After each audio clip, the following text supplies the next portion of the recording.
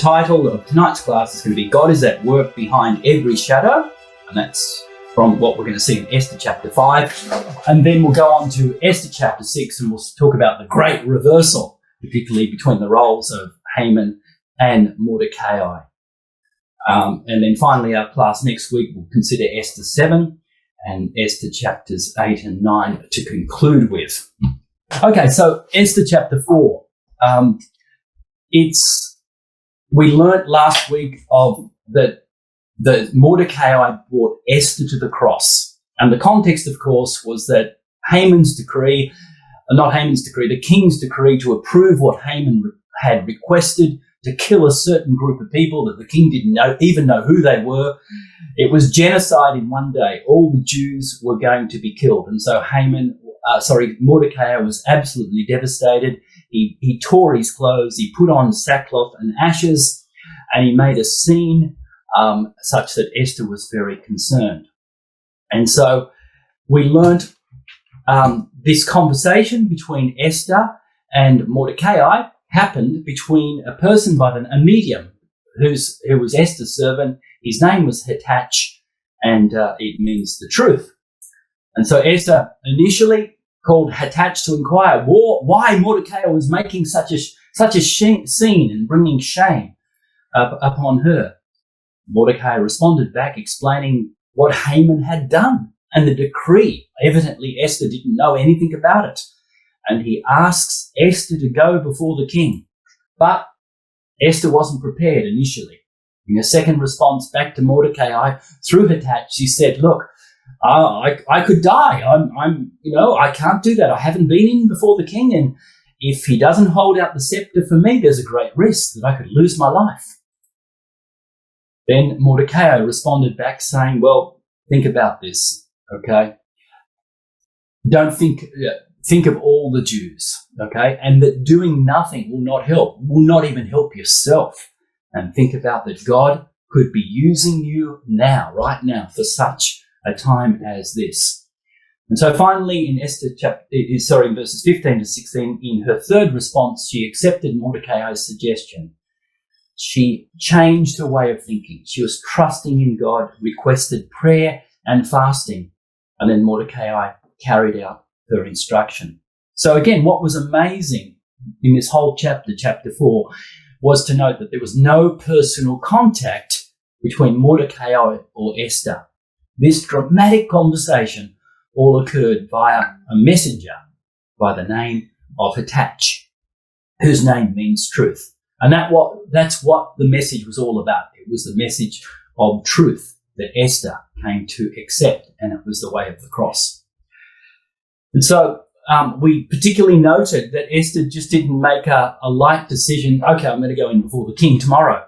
No, in verse 15 and 16 of chapter 4, we read that Esther asked to gather all the Jews together that are present in Shushan, okay, and fast for me. So it wasn't just her and her maidens that would fast, but she asked the help of all the Jews in Shushan to help her out. And they were going to fast like that for 3 days, okay, before going into the king. So there was a lot of preparation, obviously in prayer to God. But for herself, her answer was well thought out, because what she was about to do, which was willing to lay down the life for others, the way of the cross, cannot be taken up on the basis of emotion or a quick decision. Serious preparation is necessary, and it needs the help of our brethren and sisters, our ecclesia, of others. She changed from fear to faith, from hesitation to determination, from concern about her own personal safety to concern for her people's survival. She'd now reached the stage that Mordecai was in chapter 3. Haman must be defiled, even at the risk of her life. And so that statement, if I perish, I perish, we said it's not, a fatalistic type of statement.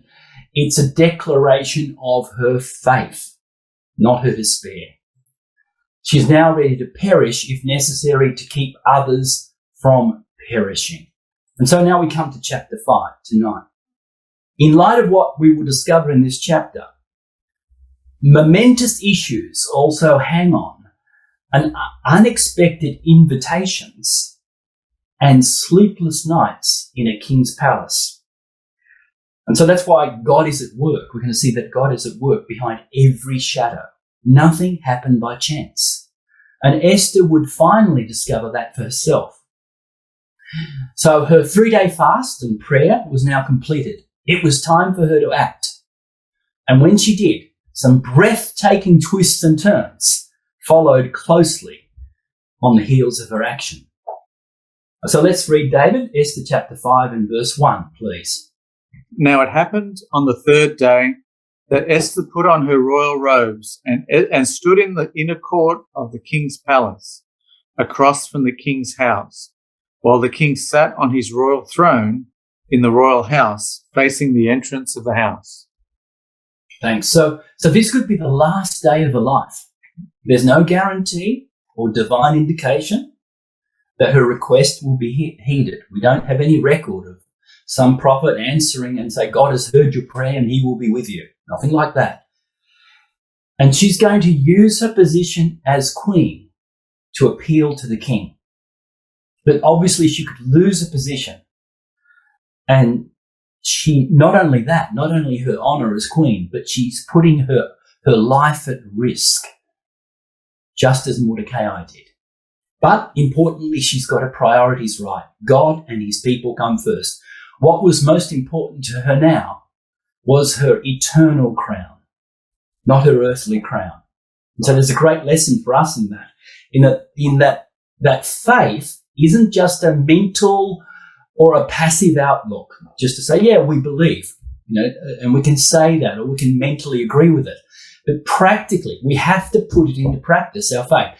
At times, we literally have to walk the steps of our faith, put it into action, as Esther did.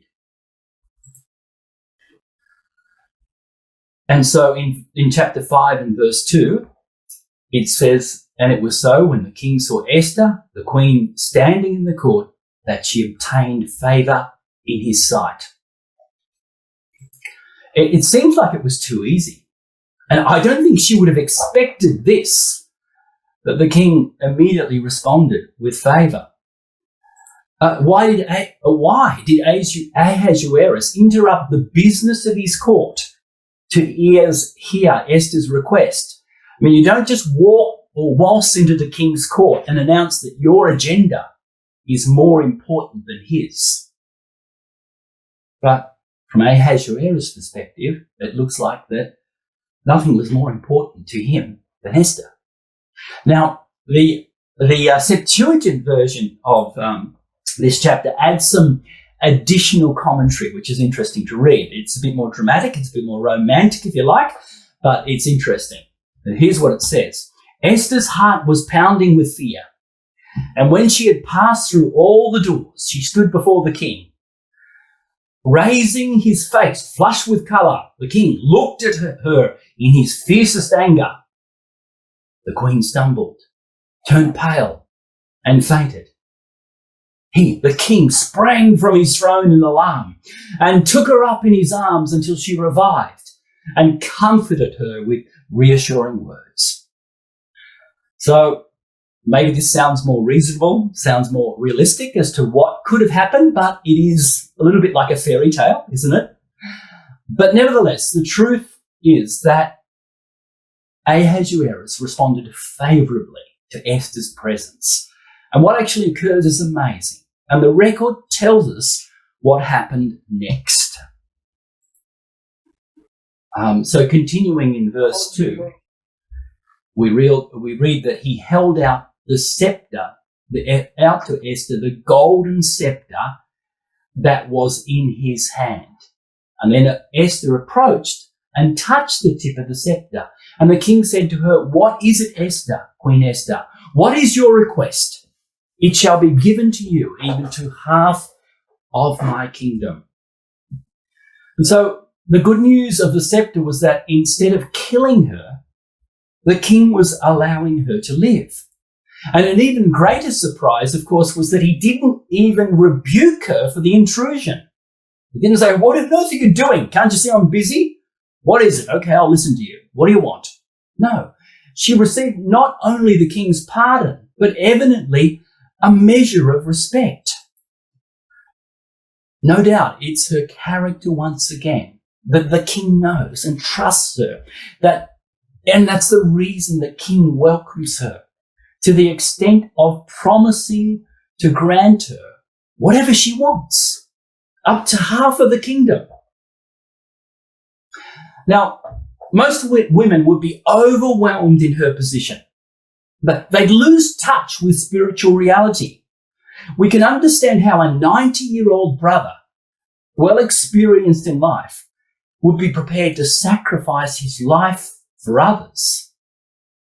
But here was a 25-year-old sister who had the world at her fingertips, yet who was willing to give it all up for the sake of the people. And so the king responded with great favour.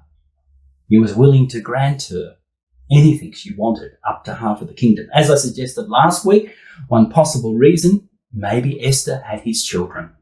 Okay, and he knew giving anything to Esther would go to his children as well.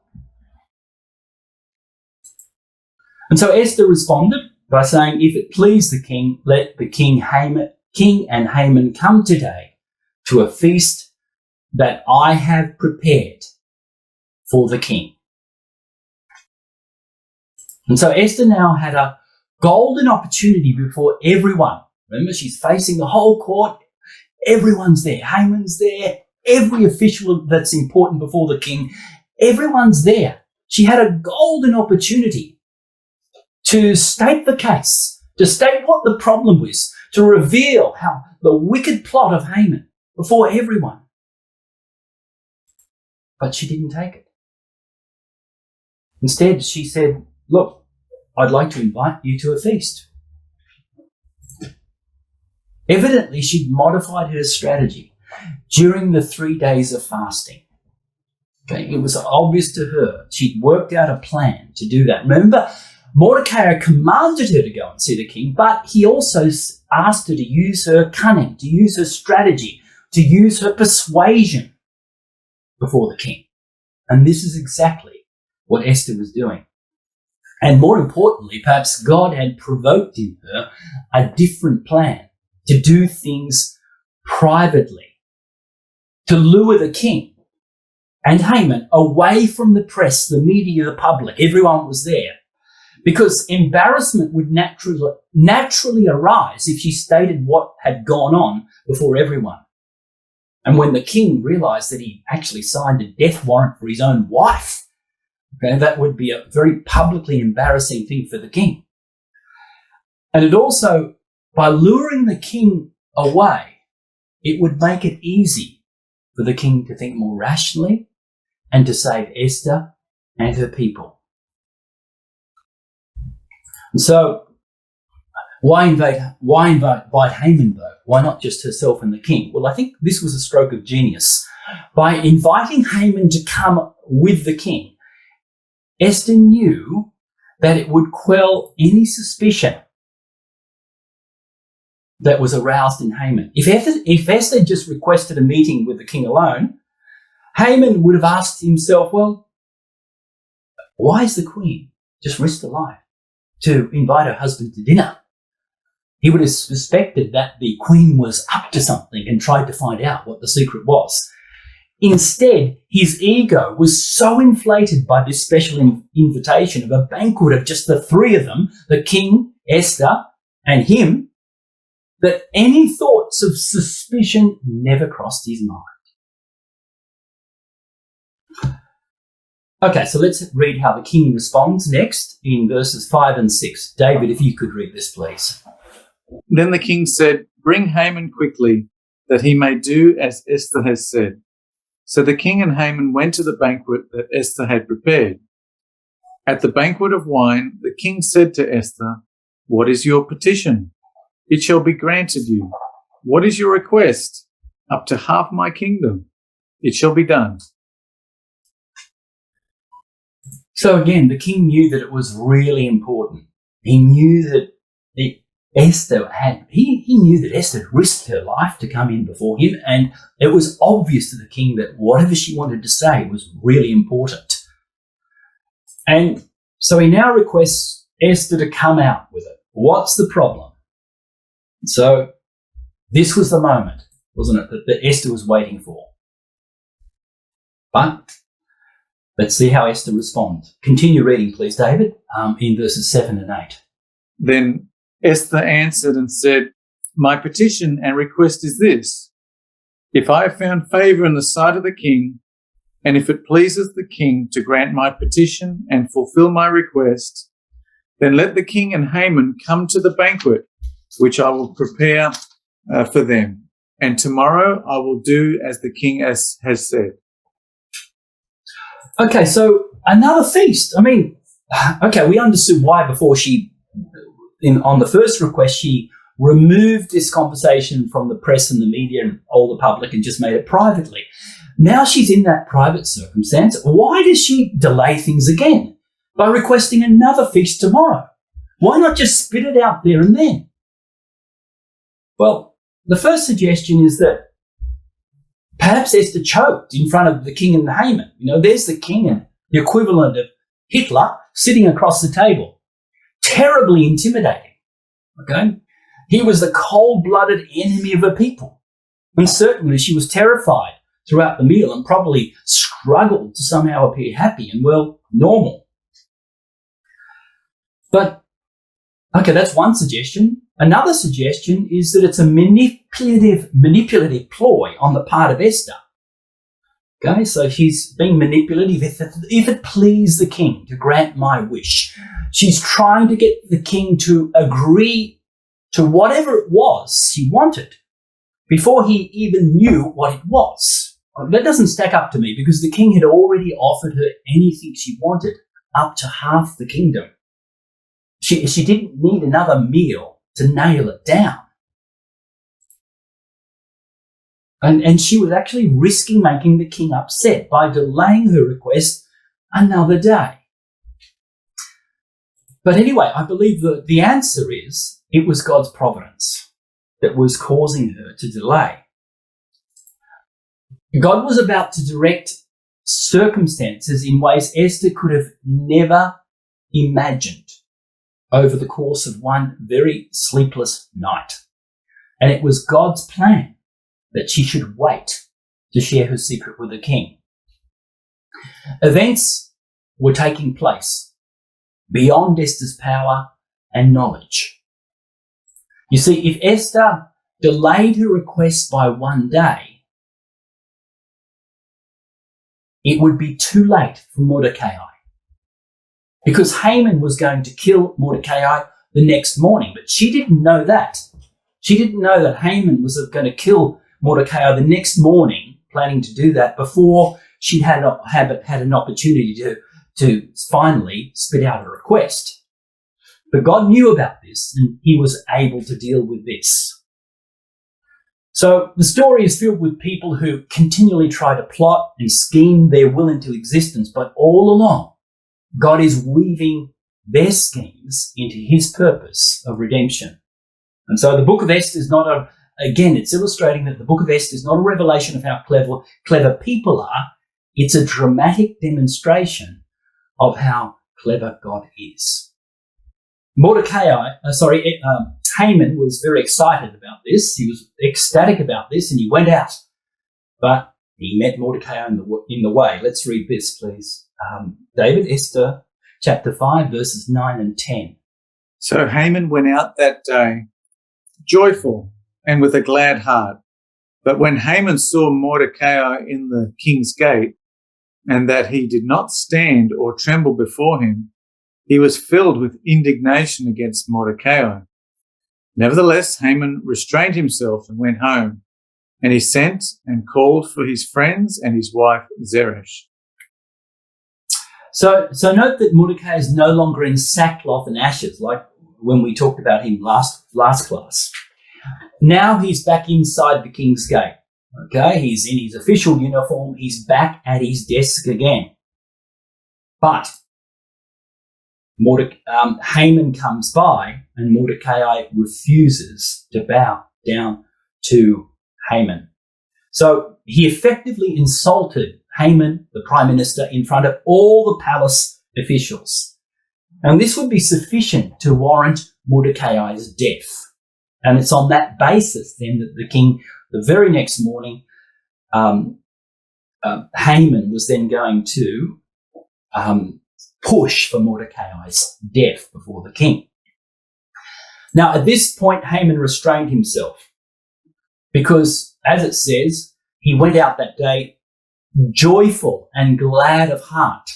So his temporary state of great joy exceeded his permanent hatred of Mordecai. Again, why did Mordecai refuse to bow down to Haman? And this is the same as chapter 3, verse 2, where Mordecai did not bow, nor did he pay homage to Haman. It wasn't just anyone. Okay? Mordecai knew his Bible. Haman represented, the head of a group of people who God had declared must be destroyed. Agag, the king of the Amalekites. That's who he represented. Because otherwise, they would destroy God's people. Possibly Mordecai had knew of or had overheard Haman's intention to try and kill all the Jews. And this is what he objected so strongly to. And his refusal to bow reveals his spiritual courage and his character. The easiest path would have been the path of least resistance, just to quietly go along with the king's command, bow down to Haman, not to make a fuss. But Mordecai could not do that. He could not submit to such a man who was intent on destroying God's people. And so there's a lesson here. And the most important thing is that God is taking out of the Gentiles a people for his name. We have to stand up for the truth, not be silent. We have to preach it out loud. Preach it to our children. Preach it to others. Give them the hope of eternal life. Okay?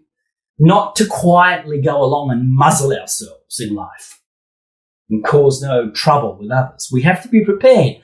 It's going to cause trouble with some, but hopefully it'll reap the benefit of eternal life for others. So we have to resist any form of policy, any form of pressure, could even come from the government, or teaching that will remove the possibility of us, our children, having the hope of eternal life in our ecclesia. We have to stand up for God's truth. And a reminder that Haman nature is human nature. Okay? Through Haman, God is teaching us about King Sin, the diabolos, how King Sin thinks, how he assumes, how he plans, how he makes decisions, how he takes action. The diabolos is in us all. So we have to be careful and we have to be aware of this. And we have to put it to death. So then Haman went to his family and recounted in jubilation, absolute ecstaticment. He boasted to his family about the current position he thought he was in. David, verses 11 and 12, please. Then Haman told them of his great riches, the multitude of his children, all the ways in which the king had promoted him, and how he had advanced him above the officials and servants of the king. Moreover, Haman said, besides, Queen Esther invited no one but me to come in with the king to the banquet that she prepared, and tomorrow I am again invited by her along with the king. Okay, so Haman brought together his wife Zeresh and the rest of his companions to tell them yet again why the king admired him so much. Why Persia just wouldn't be the same without him, without his leadership, and how he'd been invited to dine with the king and the queen. Yada, yada, yada. You see, Haman was like the legendary Greek character Narcissus, right, who loved his own reflection more than anything else. He was so enamored of himself that he became the object of his own devotion. that was narcissist. And so it was true with Haman. Haman's world revolved around him. Haman was one big hot air balloon. He was self-conceited, self-promoting, self-applauding, and self-absorbed. But as I said, there's a warning here, because this is the diabolos in us all. And Haman, or the flesh, wants more. In verse 13, we read that Haman said, "Yet all this is worth nothing to me, so long as I see Mordecai the Jew sitting at the king's gate." So deep down, he's still unhappy. He's got 99 things, but he wants 100. And this is what the diabolos, our own nature, does to us. What we haven't got consumes us and prevents us from being content with what we do have. And so the truth is, we're a lot more like Haman than we want to admit. So think about it. Who is our favourite person to please? What's our favourite topic of conversation? The person we think who is most deserving of love and admiration. So Haman's craving for one more thing here would be his undoing. And it could be ours as well. We are our greatest roadblock to contentment. Philippians chapter 2, verse 3 and 4. Do nothing from selfish ambition or conceit, but in humility count others to be more significant than yourselves. Let each of you look not only to his own interests, but also to the interests of others. Then in verse 14, we come to the lowest point in the book of Esther. David, please. Then his wife Zeresh and all his friends said to him, "Let a gallows be made, 50 cubits high, and in the morning suggest to the king that Mordecai be hanged on it. Then go merrily with the king to the banquet." And the thing pleased Haman, so he had the gallows made. Thank you. So remember that neither Esther nor Mordecai knew anything about this.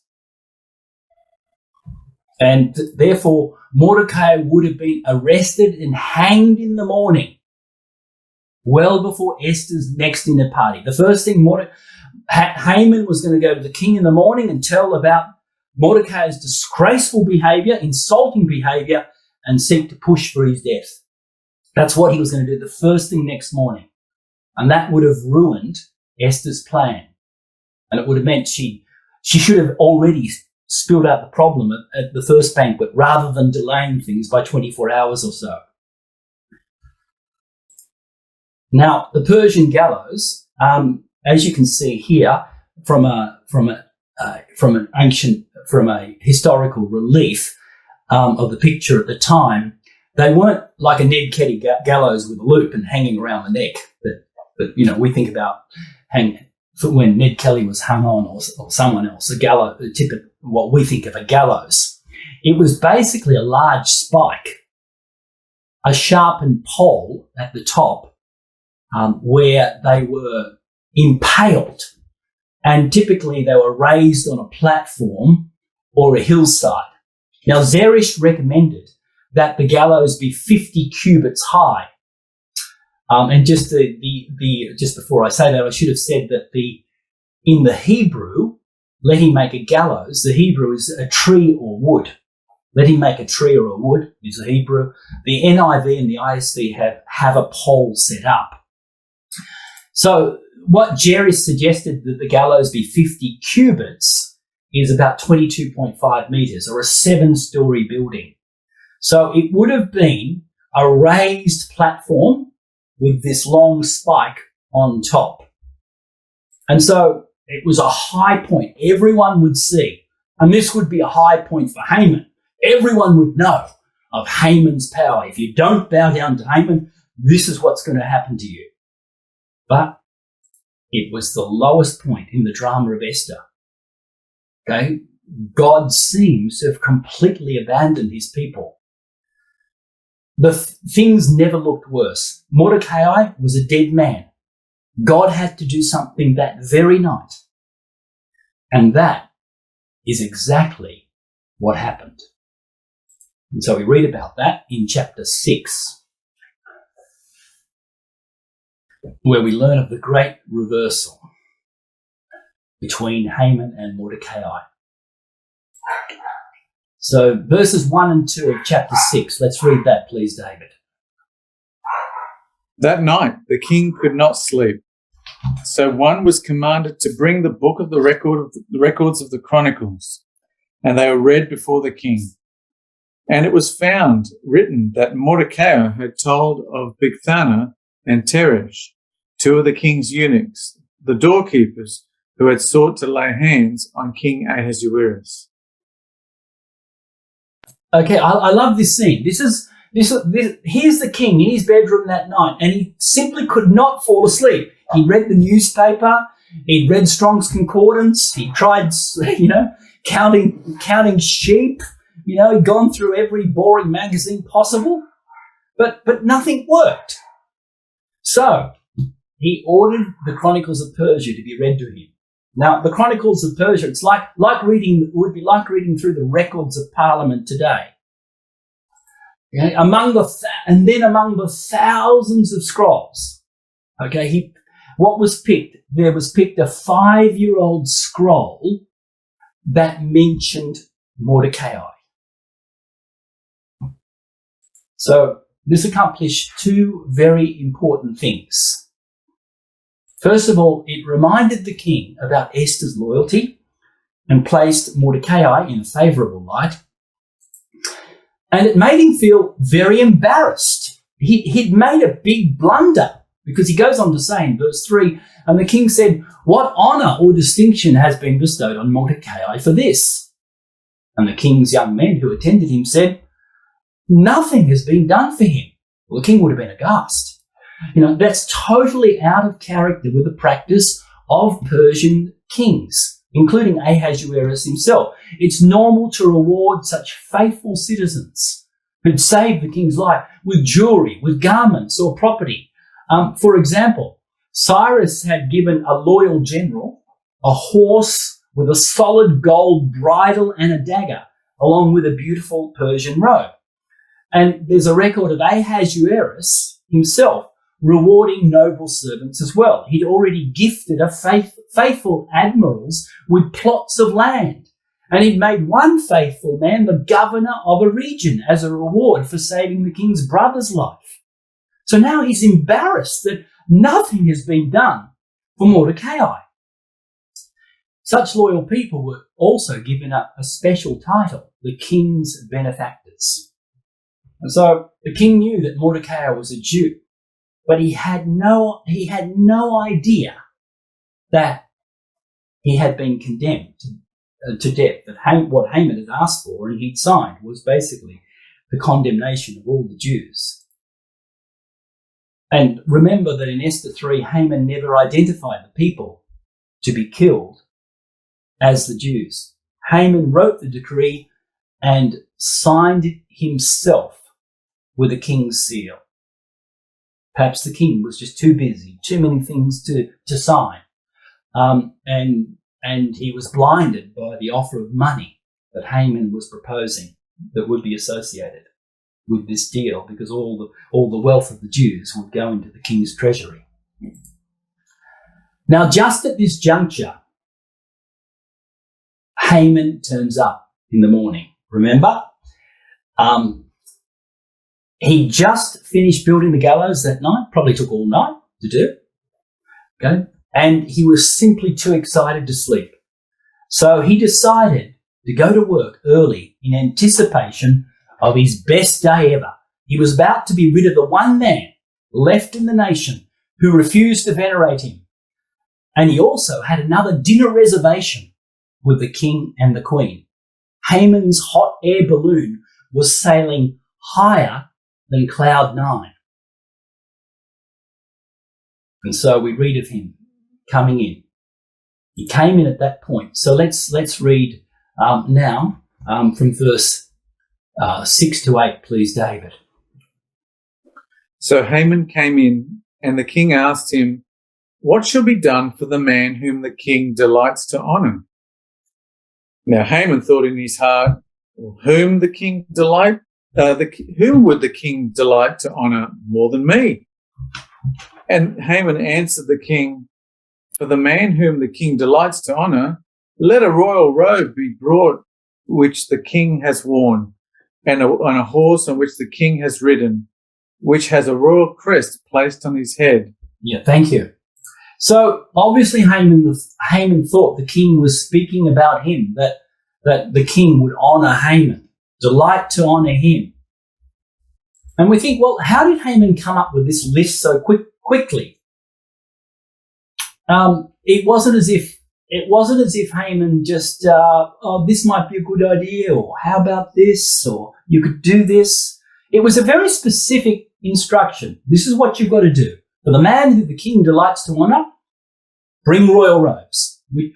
Not any royal robes, but the robes which the king has worn, and the horse that the king has ridden, and on whose head a crown is set, and so forth. So it was a very specific plan. He'd already thought long and hard about how he would like to be honoured in public. And it included wearing the king's robe, his crown, and riding his horse too. I guess it's like the Queen of England offering not just to pay for your first-class ticket to travel to England to visit her, but instead sending her private jet, her very own latest 2021 model luxury private jet to Sydney to take you specifically to ride in that to go and visit her. So, as the Prime Minister, Haman had enjoyed everything but the throne. He had plenty of money, power, prestige, but you see, he wasn't the king. So he just didn't want to be treated well by the king for the afternoon. He wanted to be treated as if he was the king himself. And so that's why he wanted to wear the king's own robe and have the king's crown on his head and ride on the king's horse. So that's the point there. He wanted to be treated as if he is the king. And Middle Eastern culture, the garments expressed who you were, the garments that you wore. So we can think about that. For example, Aaron's in the Bible, Aaron's priestly garments were given to his son. It's a title of, it signifies exactly who they are if you're wearing the priestly garments. Elijah received Elisha's mantle or cloak that was passed on, the sign of a prophet. Now it was obvious to all that Elisha would do what Elijah was formerly doing. And one more example, we know that the people spread their garments on the road for Jesus to ride over. Okay, so the garments are very important, and doing that is submitting to Jesus, giving honour to him. So as far as Haman was concerned, this was truly turning out to be the best day of his life. But what happened next turned Haman's dreams to ashes. So if you can read verses 10, 11 and 12, David, please. Then the king said to Haman, hasten, take the robe and the horse as you have suggested, and do so for Mordecai the Jew, who sits within the king's gate. Leave nothing undone of all that you have spoken. So Haman took the robe and the horse, arrayed Mordecai, and led him on horseback through the city square, and proclaimed before him, thus shall it be done to the man whom the king delights to honour. Afterward, Mordecai went back to the king's gate, but Haman hastened to his house, mourning and with his head covered. So you can imagine Haman thinking, what? Are you kidding me? Mordecai, the Jew, I've got to do this to? And the Hebrew indicates that Haman was himself required to do it all. He personally had to do all of this, and he couldn't get out of it. And so here we have a pivotal point in both men's life, a decisive moment in this great drama. For Haman, it was a crushing blow. He quickly returned home to change clothes and get ready for dinner back at the palace. He was in mourning. But for Mordecai, it was elation. It was elevation. And so his wife and his friends, Haman's wife and his friends regathered. And instead of comforting, they gave him an ominous warning that we read in the next two verses. David, could you please read that again, verse 13 and 14? When Haman told his wife Zeresh and all his friends everything that had happened to him, his wise men and his wife Zeresh said to him, "If Mordecai, before whom you have begun to fall, is of Jewish descent, you will not prevail against him, but will surely fall before him." While they were still talking with him, the king's eunuchs came and hastened to bring Haman to the banquet which Esther had prepared. So rather than comforting Haman or suggesting a counter strategy, Zeresh and Haman's friends give an ominous warning. Before it was his wife Zeresh that suggested to Haman to build the gallows. Now she's saying something ominous. You better look out. Okay? And how did she know that Haman was ruined?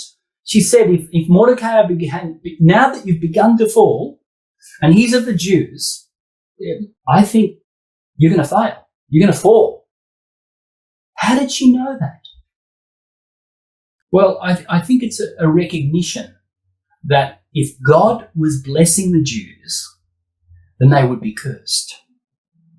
And I think also these Zeresh and wise men knew from history what had happened, and it's recent history as well, with Daniel and the lion's den, okay, based on that Ahasuerus is the same Ahasuerus a little bit earlier on in Daniel chapter 6 in time, that they knew about the Jews that had plotted Daniel, the Jews that tried to plot Daniel's death ended up being destroyed themselves. And so that record is in Daniel chapter 6, isn't it? So they tried to, throw Daniel in the lion's den and have him destroyed. And in the end, those people were destroyed themselves. So perhaps this is what Zeresh has got in mind when she's saying, well, look, we better be careful. Okay? Effectively, he's saying, look, time to back out. Let's run for the hills while you've got a chance. But in verse 14, she barely got the words out of their mouth before the king's eunuch arrived and hurried to bring Haman to the feast that Esther had prepared. He couldn't get out of it now. So what an amazing couple of chapters where we've seen God's providence at work. We've seen a queen who risked her life to invite the king to a banquet. We've seen a prime minister who determined to use a hanging to enhance his power. We've seen a queen who delayed making her petition until a second banquet. And then a king who was plagued with insomnia. And a servant who just picked up the right scroll among the thousands to read to the sleepless king. And a hero who had saved the king's life previously, that's Mordecai, but wasn't rewarded until the day he was unknowingly going to be executed.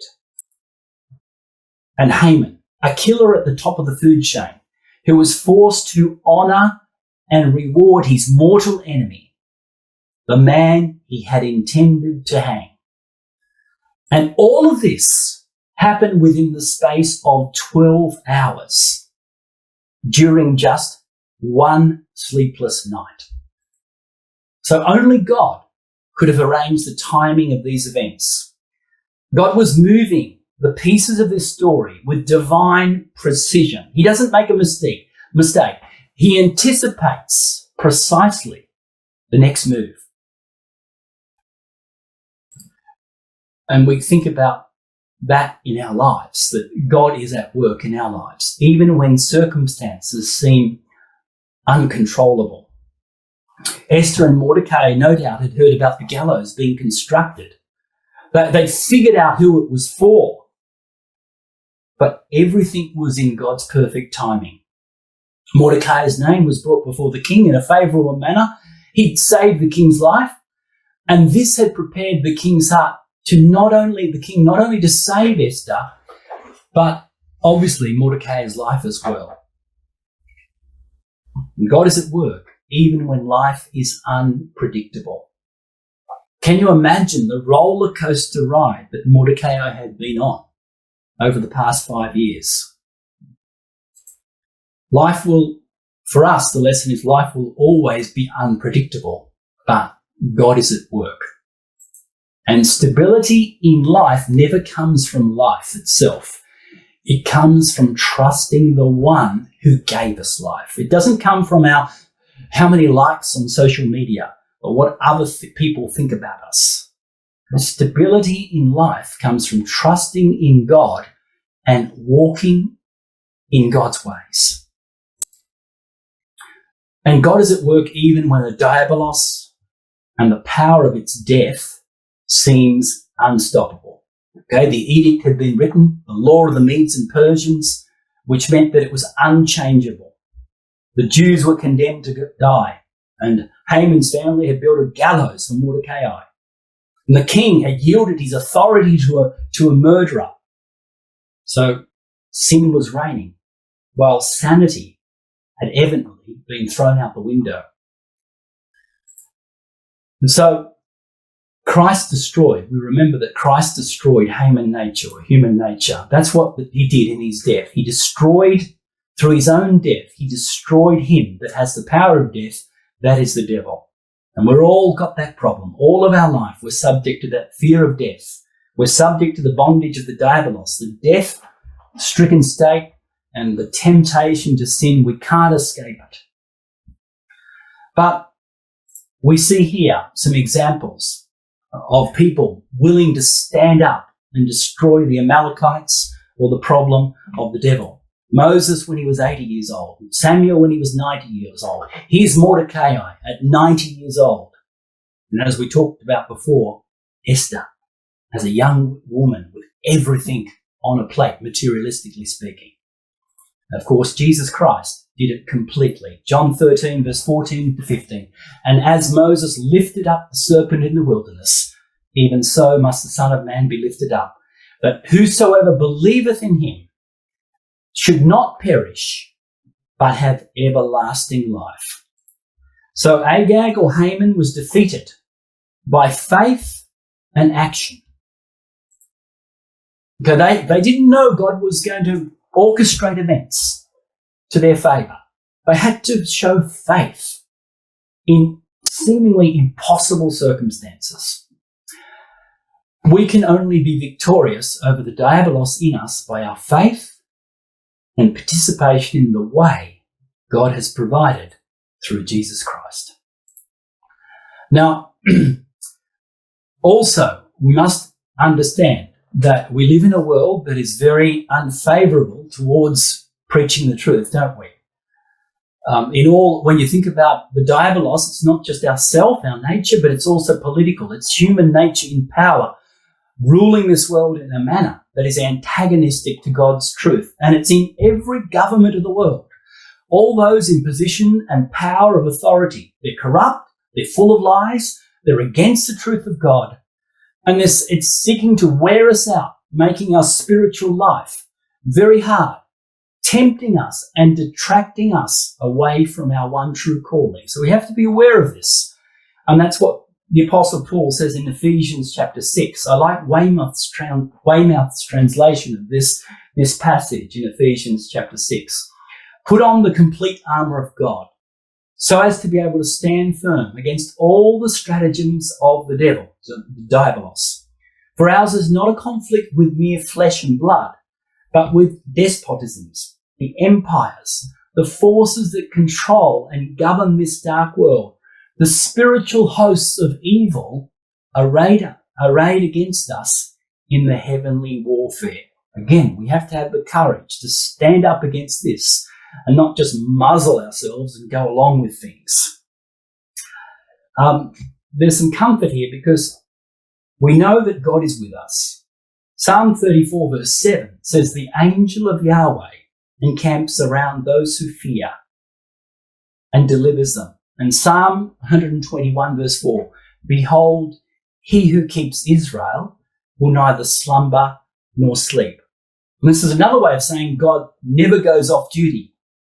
So when we have trouble sleeping, he's awake with us. And when we finally drift off to sleep, God doesn't. God's never tired. We can be, but God never sleeps. And again, Daniel chapter 4 verse 17 again reminds us that God rules in the kingdoms of men and gives it to whomsoever he will and setteth up over it the basest of men. So the point is, we don't have to be in control of our situation or circumstances because God already is in control.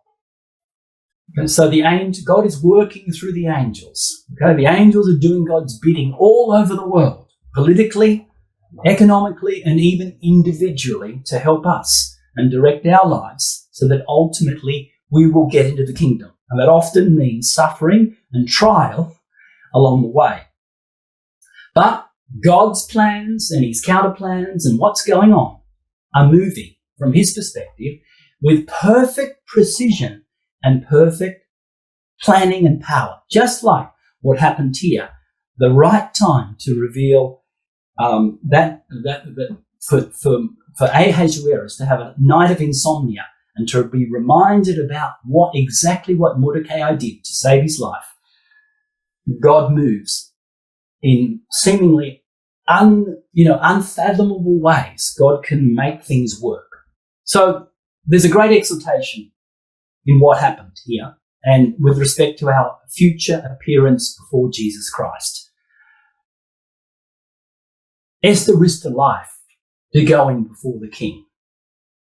But we don't have to be a queen, to appear before Jesus Christ and receive eternal life. Because that's what we're going to ask him when he returns. Please, Lord, grant us, forgive us for our sins and let us, please, have eternal life in your kingdom.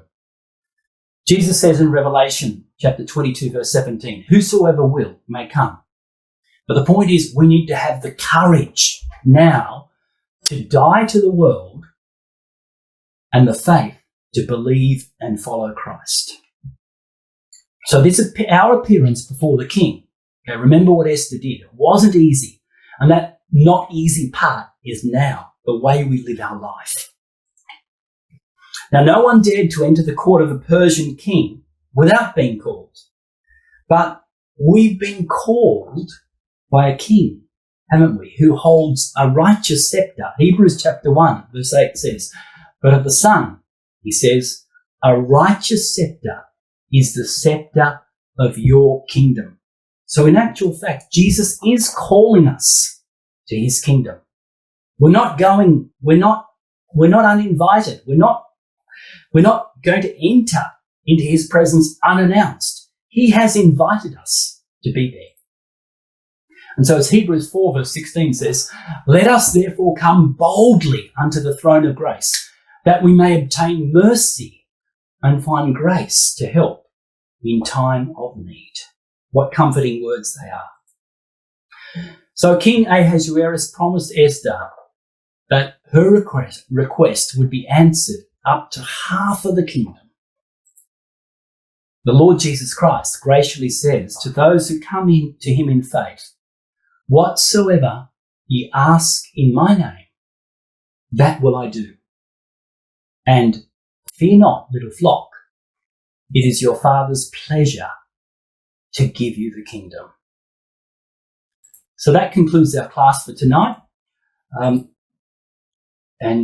Next week, we'll deal with the final class, which will be Esther chapter 7 and 8 and 9. In Esther chapter 7, we'll see that when finally Esther does reveal her request to the king, make it plain, she doesn't mince words. She's very forthright.